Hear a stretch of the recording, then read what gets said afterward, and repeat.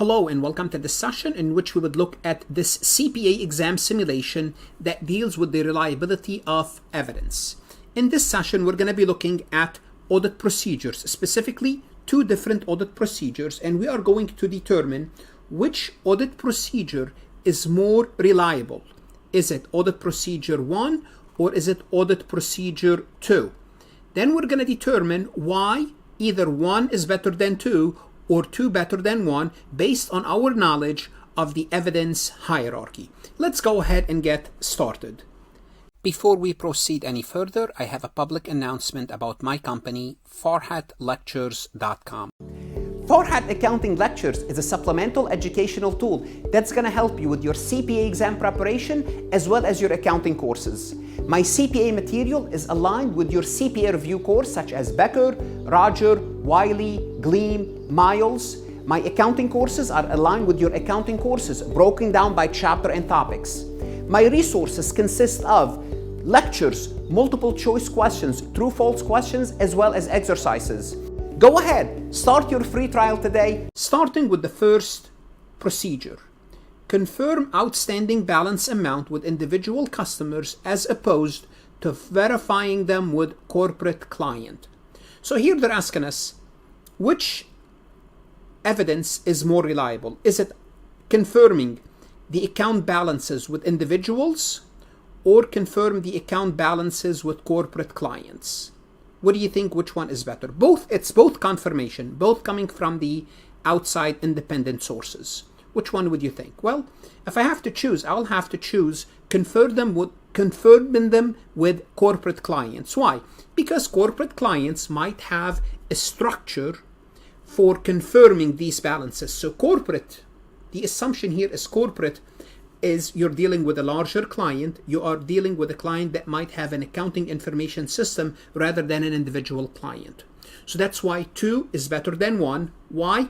Because of the qualification of the provider. We would assume that a corporate client, because they run their own business, they have a larger operation than individual, they might be more aware and have a better accounting information system than individual. So here is the qualification of the provider. Again, we're both sending an external source, which is a confirmation. 2, inspect personally 5-inch steel plates in person instead of looking over electronics component.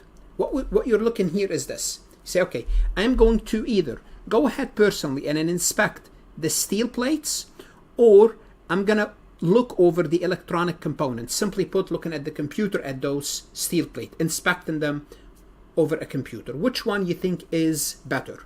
Well, I would say always in person, seeing the plates, touching the plate is better than looking over electronics components.